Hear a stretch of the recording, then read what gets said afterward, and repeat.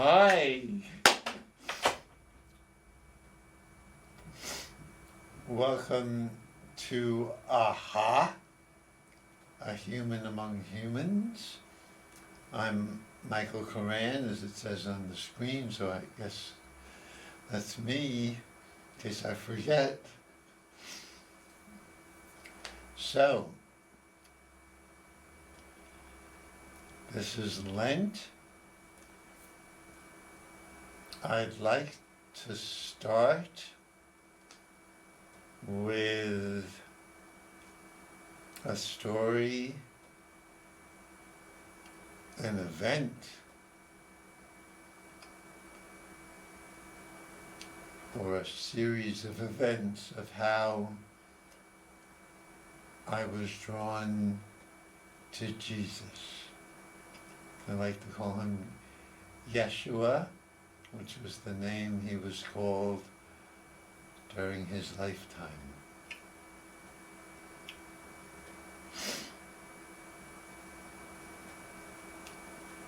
It'll start at my birth.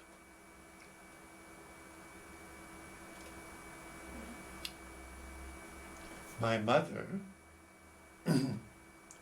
Evelyn Koran, I discovered looking at her birth certificate, she was born in 1917, and her mother stayed at the Y and gave birth to my mother. And then she told me she was in the home for little wanderers. She was born, as I said then, out of wedlock. When I looked at the birth certificate, many years later, her mother's name was Ruth Tulin from, Tulin is a town in Odessa, Ukraine. I am Ukrainian. Wow. Her father, my mother's father, I'm not making this up, on the birth certificate it is written occupation, traveling salesman, Charles Fay. I was hoping he was Irish, but when I looked up his records, he had a brother named Izzy, so I guess he was Jewish. Charles Fay, on his road as traveling salesman, met Ruth Tulin, a 16-year-old, or maybe not just 16, and brave Ruth Tulin conceived a child with Charles Fay. And in those days, to have a child without being married was considered scandalous. So Ruth Tulin apparently went to Hartford, Connecticut, and stayed at the YWCA. And there went to the hospital and gave birth to my mother, Evelyn.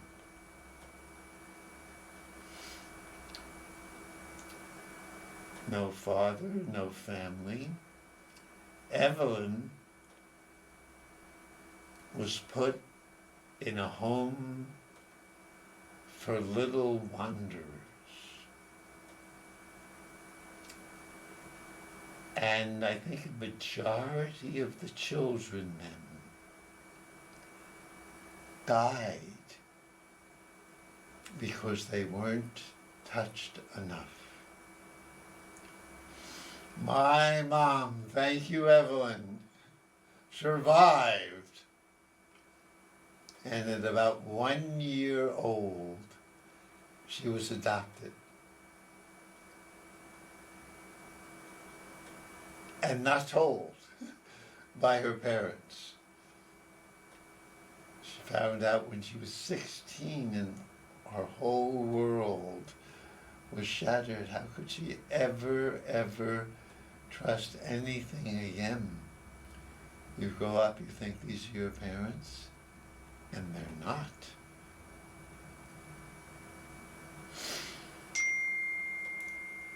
Well, when my mother was pregnant with me, her first child, she told me later it was the happiest time of her life to be pregnant for the first time. Must have felt so much better than her when she was pregnant inside Ruth Tulin. Here was a baby that was going to be born to a family.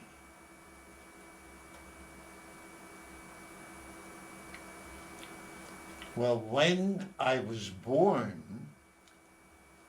March 1st, 1941,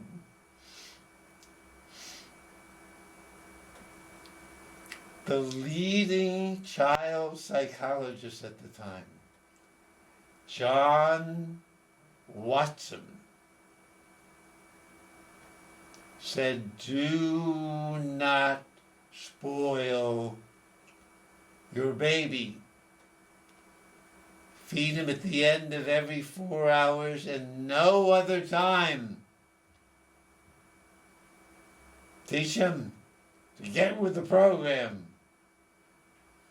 And my mother and father wanted to be good parents. This was their first child. And they decided to feed me, like Dr. Watson said, at the end of every 4 hours. And I would cry. My father told me this later. Ah!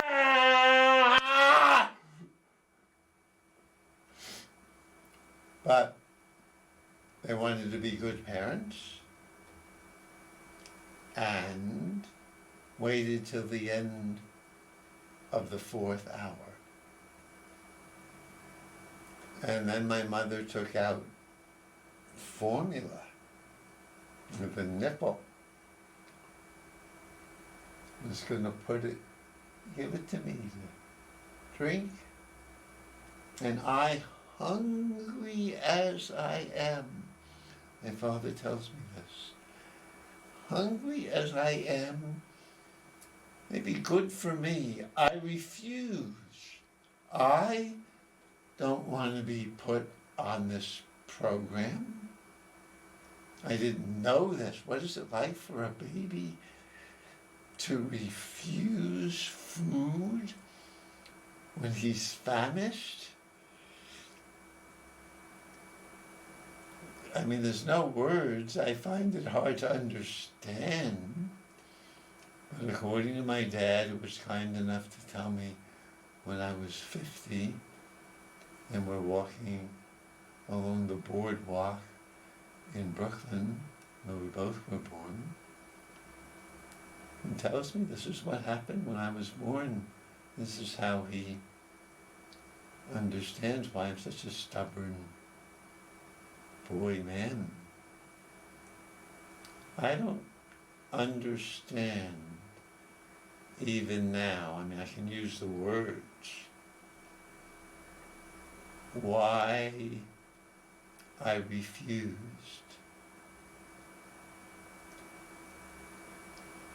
Maybe if a dog, a mammal,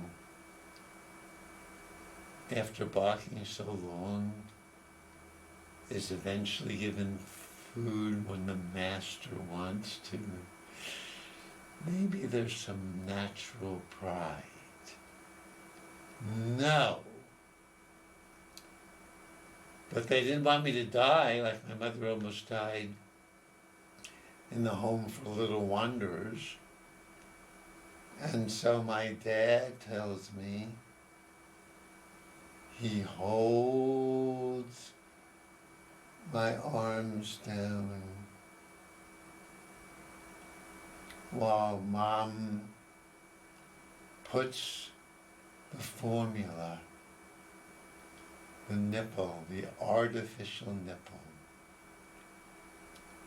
into my mouth and squeezes the plastic bottle so the milk goes down my throat, even though I didn't want it.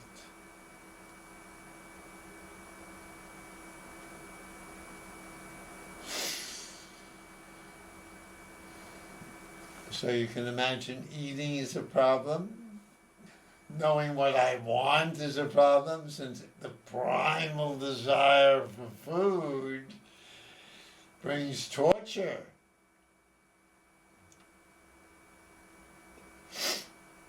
And like my mom, I survived. Barely, but have. Here I am at 82 telling you this tale. But this is just the beginning. Coming attractions, although you can guess.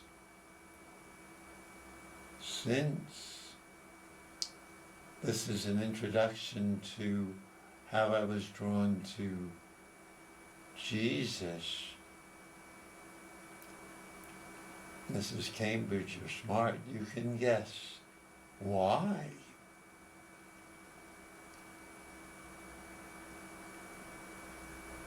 I go to the University of Chicago, had no experience or thoughts of God, really, none. Member of a Sabbath group I eventually joined, and I asked him if he believed in God. He said, "Of course not, I'm Jewish." So I didn't. But I had, in my loneliness, first year at the university, not knowing how to talk to people or who to talk to, started having conversations with myself.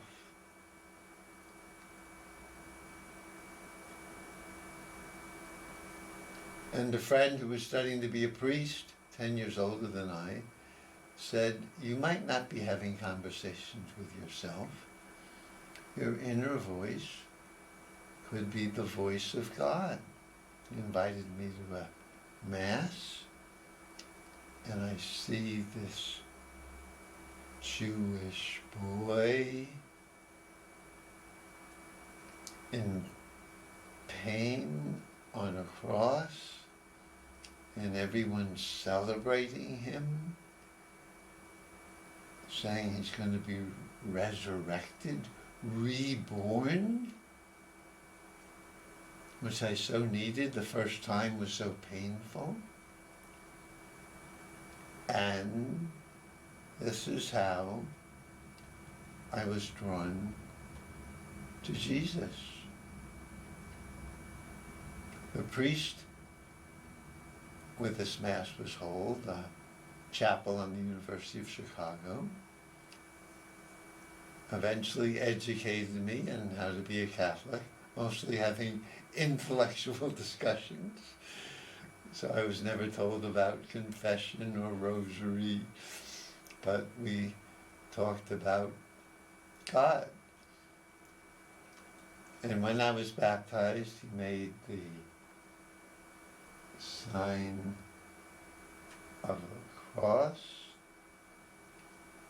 on my forehead with oil. Same cross I was attracted to. And then after the ceremony, I was very shy, being a Jew, baptized Catholic. My friends had made some carrot cake, but I declined and went for a walk alone in the green park called the Midway. And I could feel the sun shining on my oil cross, and it felt like light shining there all the way down my spine and through my arms, a cross of light. And often when I would be confused and lost, when I went to the Peace Corps to train and we slept in chicken coops, and I was again lonely, I would go to the basement of churches and sit there and feel whatever happened, I had this cross of light inside, and I would be fine. So this, on this March day of Lent, is how I began my journey with Jesus.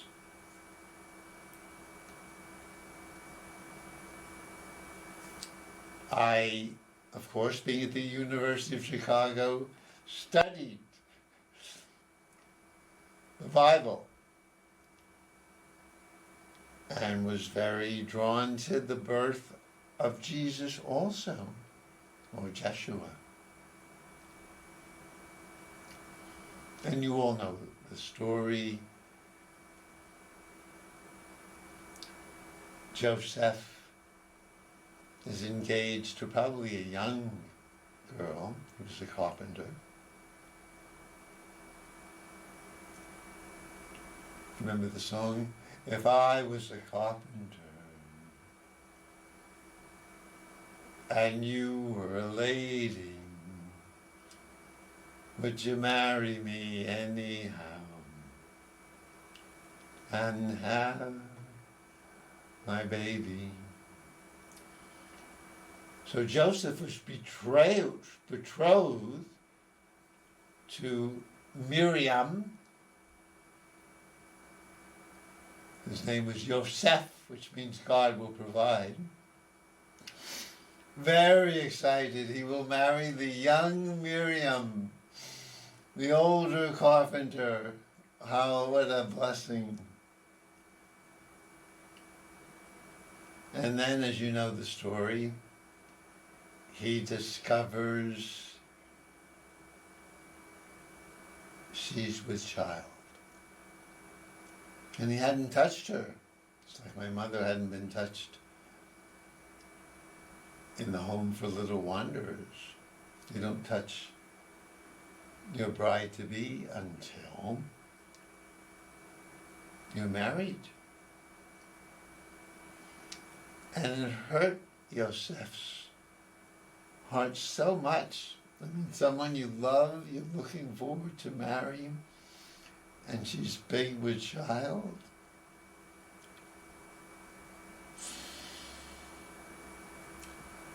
And he has to do what he thinks is the right thing. Women, as you know, were stoned to death for being pregnant out of wedlock. Yosef was a good man and prepared to divorce her quietly. No one would know. She wouldn't be stoned to death. And as he's getting ready for the divorce, he has a dream.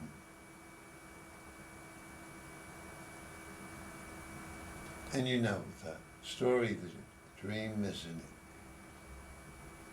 angel, a messenger, Gabriel, which means God is mighty, the strength of divinity comes to him, and Yosef hears, don't divorce Miriam. She's pregnant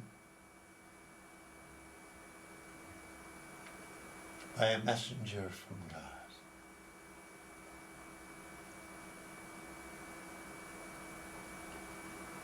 God is the Father. Now, many of us would say, well, that's wishful thinking. Can't believe everything you dream. It's what I would love to be, but not Yosef. Yosef, perhaps inspired by his love for Miriam, believes the dream that comes to him. Maybe his love could make this dream. Some deep part of himself would say, how can I marry Miriam? And comes up with or discovers this beautiful dream that what happened to Miriam isn't disgusting at all. What he thought was horrible is really a divine miracle if you look close with love and imagination. What a message for all of us in Lent. Look at our world. The things that we feel are horrible, disgusting. I saw a couple on religious television last night.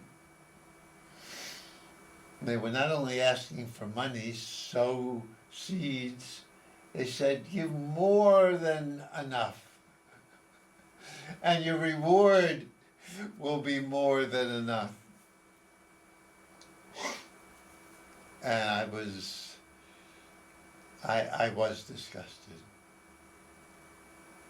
Taking money from poor people, telling them they'll get rewards.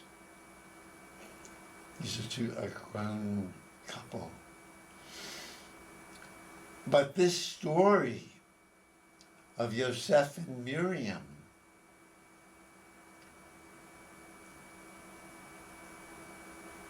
is a touching parable, lesson, event, miracle really, the story itself, that Yosef could dream this. And we can maybe be invited, all of us, what is horrible in this world? Certainly the Russian invasion of Ukraine.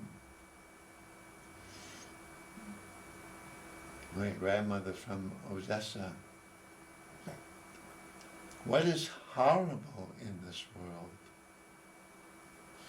can turn, maybe with imagination and courage. Yosef married Miriam. Other people might have known.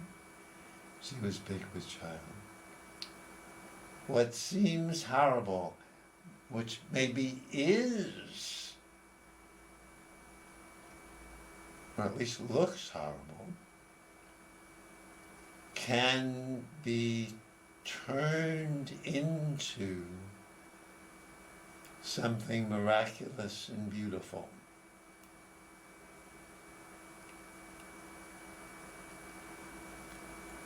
In our lives, it doesn't take away from the horror of the war in Ukraine.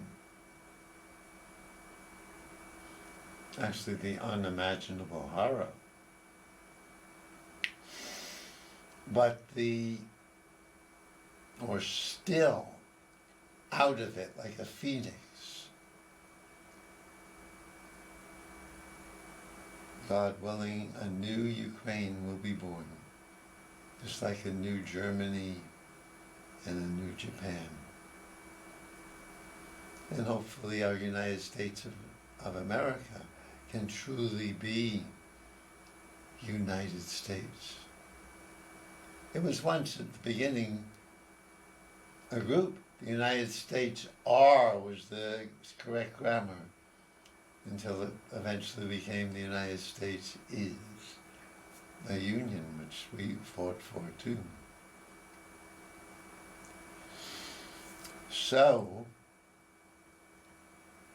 this is the beginning, both my story and my understanding of Joshua Jesus' story of birth.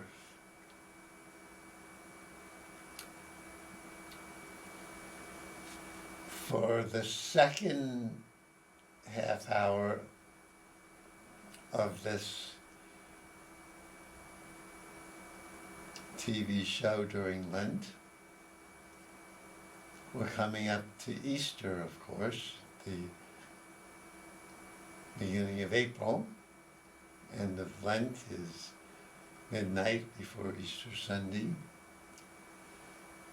So maybe for the hope for this world, we got the hope in the beginning of Joshua Jesus' life. And he too might have felt that. Just like I was blessed that my mother was so happy when I was in her womb. Thank you, Evelyn. She did not have that happy experience when her mother was unmarried at 16 years old. But I was blessed with being happy in my mother's happy womb. Imagine you're Yeshua and your conception and growth in Miriam Mary's womb might turn into stoning your mother and you to death before you're born. Your existence is just born, like Trevor Noah has a book called Born a Crime, because he was born black and white in South Africa, which was a crime for a white and a black person to make love, let alone have the child. He was born a crime, and look what an extraordinary person Trevor Noah is. And Yeshua Jesus, his conception could have brought murder to him and his mother.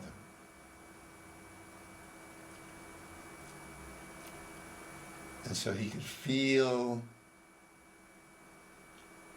in his bones, blood, flesh, his body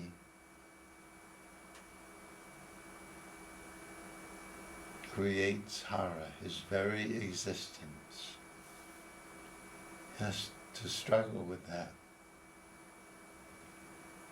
I can in some ways resonate my existence after I was born.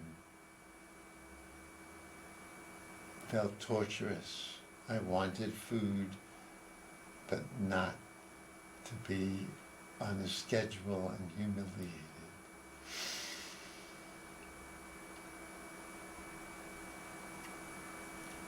So out of that hara for Jeshua Jesus too comes, thanks to Joseph's dream and believing the dream. And he didn't forgive Miriam, not I forgive you, you did something bad, but I forgive you. What you did was miraculous. You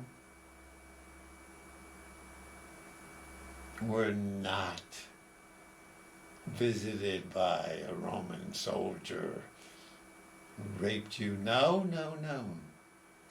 It was a messenger from God. And your son will be special, holy. So Yosef wasn't pardoning her for being bad, but celebrating what many people would have thought is a hara, and seeing divinity at work in what looked horrible. May that be true for us in our lives and our world.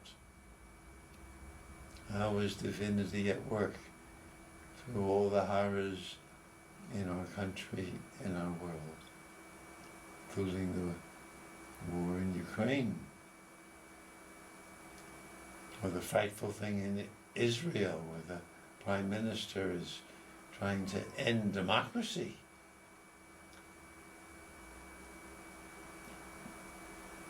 Trying to make the judiciary, all judges, subject to the votes of the parliament. No more independent judges saying this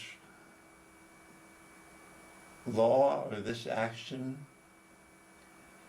is in violation of human rights.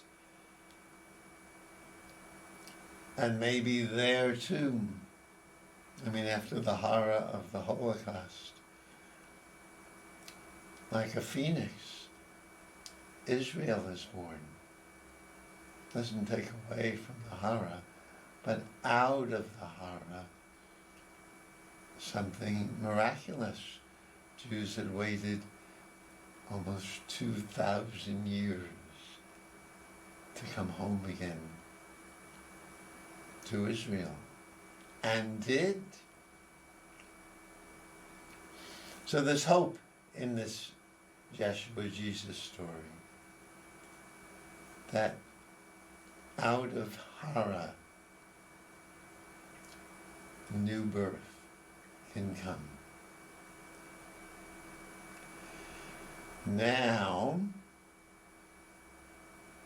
with that understanding, let us go to the end of Yeshua's life. Because remember, there I go. I was attracted to Jeshua Jesus because he, suffering, tortured on the cross the way I was, not just when I was born, but this remained with me. Eating was a challenge.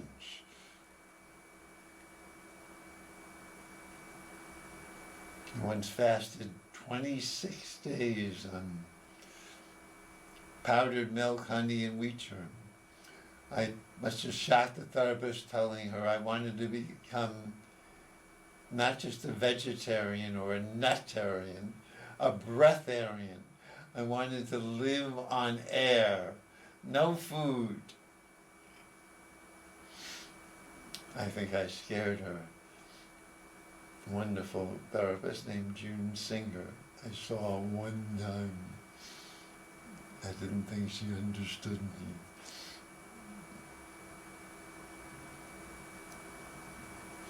So, I'm attracted to this suffering boy, like I certainly was, traumatized. Now how can we understand, I thought, the hope at the end of his life? Young, 33, I'm 82 now. Can we find another way of understanding how hopeful that is? I mean, it is hopeful. And the story is that the event is that after dying, Yeshua Jesus was reborn. It sounds and certainly is a miracle, but can we understand it in a more human way also? Like we did Yeshua Jesus' birthday.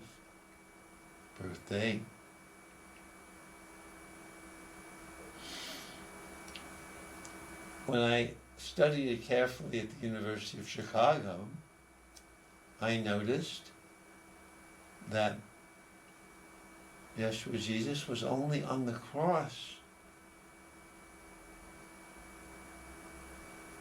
for a few hours. Even Pontius Pilate, it says, is he dead already? So could it be he might have even been flatlined, but he was taken off the cross. Most people weren't. They were just thrown to the dogs. But Yeshua was taken off the cross and wrapped almost like a child again, wrapped in lovely linen, and had his own tomb, and was put in the tomb. So I visited often when I lived in Jerusalem. And then what we might say nowadays is he was flatlined, he was brain dead. But the care, the loving care, like Joseph for Miriam, the loving care of the rich man who wrapped him in, I think, linen. And again, out of love, loving care, like Joseph for Miriam, Yeshua revived. If you want to look at it from a human perspective, of course we can equally true, at least, if not more, look at it from a more than human perspective and say the life force, the mystery of life, whatever it is, helped him revive, or if you like a fancy word, resurrect, be born again. But this is hope for all of us too. And certainly for me. When I feel dead, like I don't want to eat because of memories of being born and force-fed, or don't trust even my desire for life. But with the hope in this life of Yeshua, where he is revived after being left for dead, well, that, however we want to look at it, can give us hope. All people, hope, however dead we feel, however dead the world looks, or the people who are oppressing so many of us in the world, that are there living death, needing to have joy in oppressing us and power. But the story is that caring love,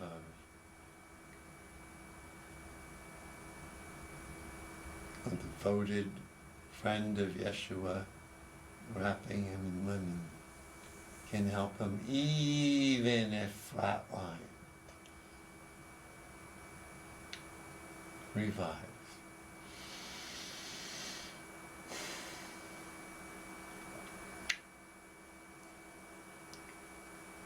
Well, those are my Lent stories. I would end here.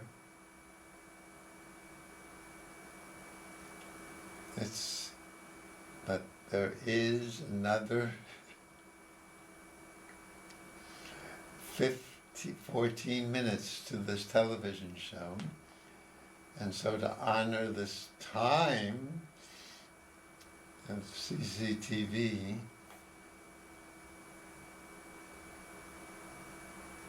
I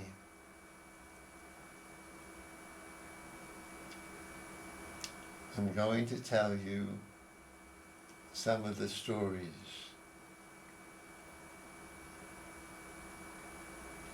that I've loved. It's baseball season. Soon, right? Mid-March, April's coming up very soon. Let me share my favorite baseball story. Could be called epistemology, a fancy philosophical word meaning, how do we know what we know? Once got a close friend, extraordinarily angry. He was telling me there's no God, it's all silly. And I said, dear friend, how do you know? And he went ballistic. What do you mean, how do I know? So epistemology is, how do we know what we know? And in this baseball story, there's a big party, like it's what's going on at CCTV now, or at least a gathering. And it's a gathering of umpires. And they're discussing the true meaning of baseball. And they talk and talk all afternoon, and then about 6:45 in the evening, as the sun's getting ready to set and the gathering is coming to an end, all the other umpires say, we've been talking all afternoon, exploring the true meaning of baseball, and we don't know. And you three oldest umpires, who perhaps you're wise, you said nothing. Nothing during the whole discussion. We're lost. Please tell us the true meaning of baseball. And the third, the oldest umpire, gets up and says, baseball. Balls and strikes. I calls them as I sees them. Wow. How many people say what they see? I've slowly learned with nonviolent communication to observe what's happening and say it without blaming.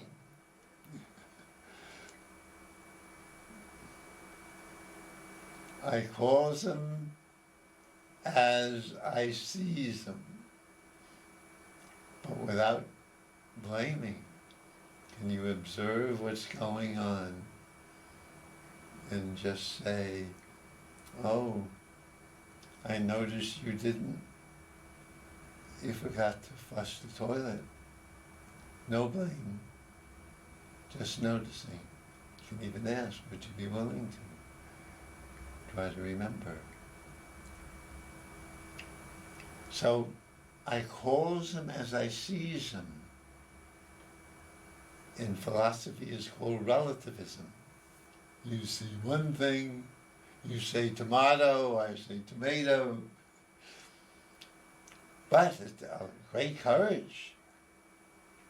It took me so long to just say what I see without blaming. And they wondered what on earth the second from the oldest umpire could say. And he gets up and he says, baseball, balls and strikes.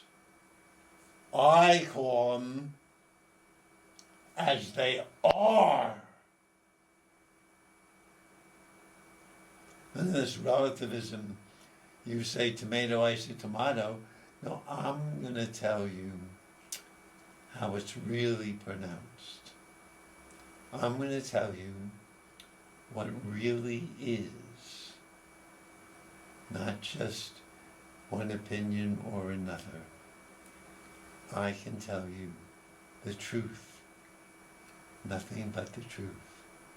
So help me God. I am accurate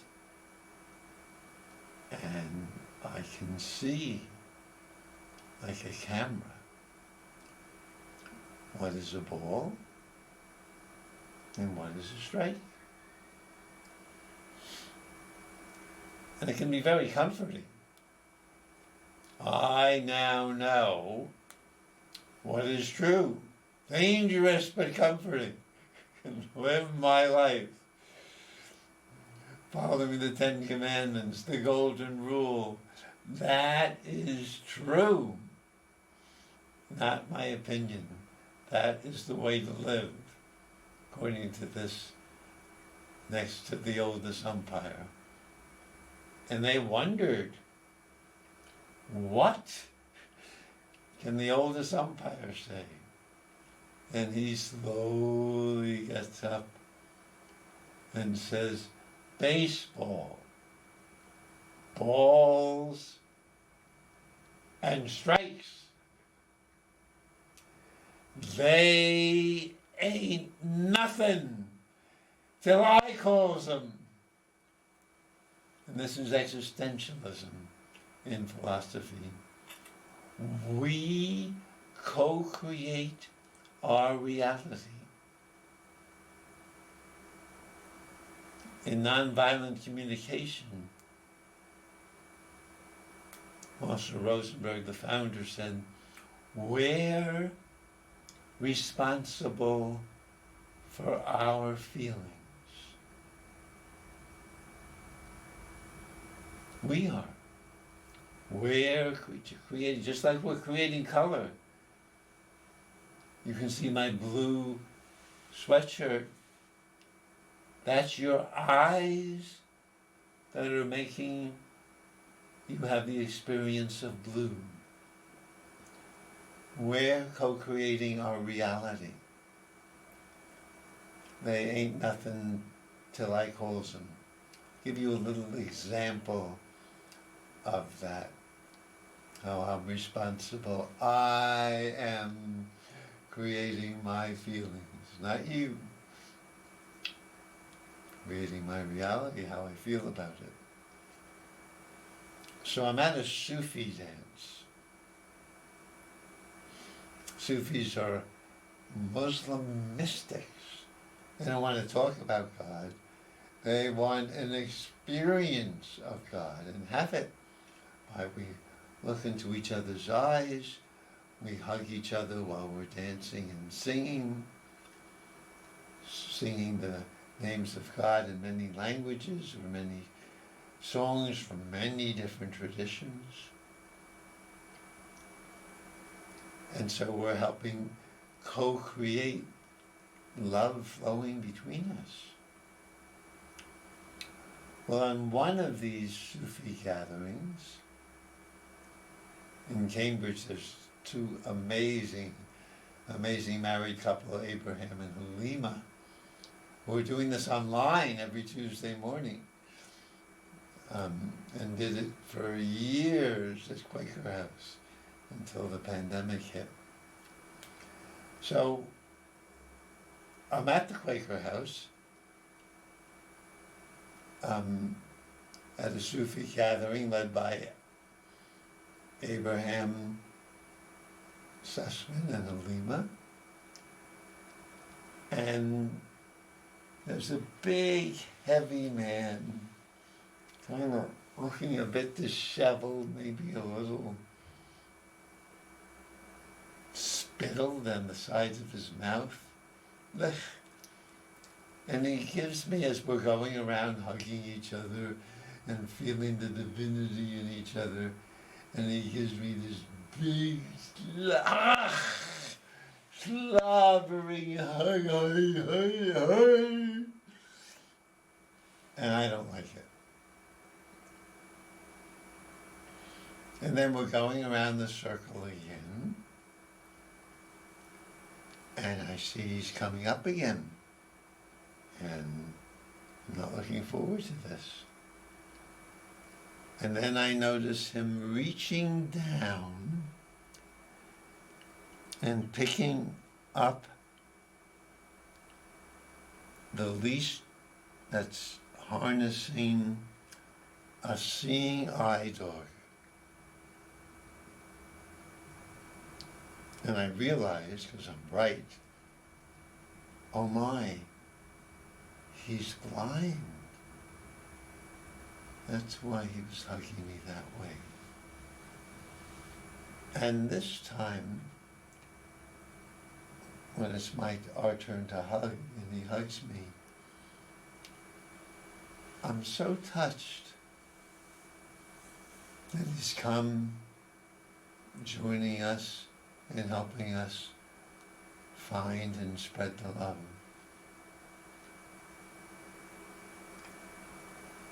So, that was an example of how I co-create my feelings, and I'm responsible. And the umpire who says, balls and strikes, they ain't nothing till I calls them. And this can be very freeing. It was Joseph and Miriam. Joseph, saying to Mary, you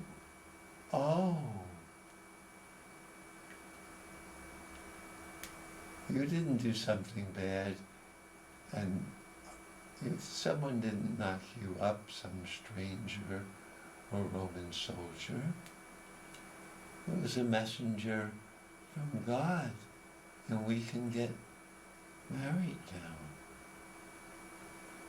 And let this be a lesson to everyone: when you think something is horrible, there may be a way. There ain't nothing till we calls them. There may be a way to see how miraculously good it is. And the same with Yeshua Jesus' death. It might seem crucified like a criminal on a cross. What could be more painful and disgusting? And yet, wrapped in a linen shroud, loved by all his followers, even when they forget and are scared. And that love can help revive him, help them see him alive, and in their hearts, they ain't nothing till we call them. Well, thanks for joining us or joining me, I guess. I felt like many people were part of this story. And happy rebirth, happy resurrection, happy wintering into spring, God and Goddess,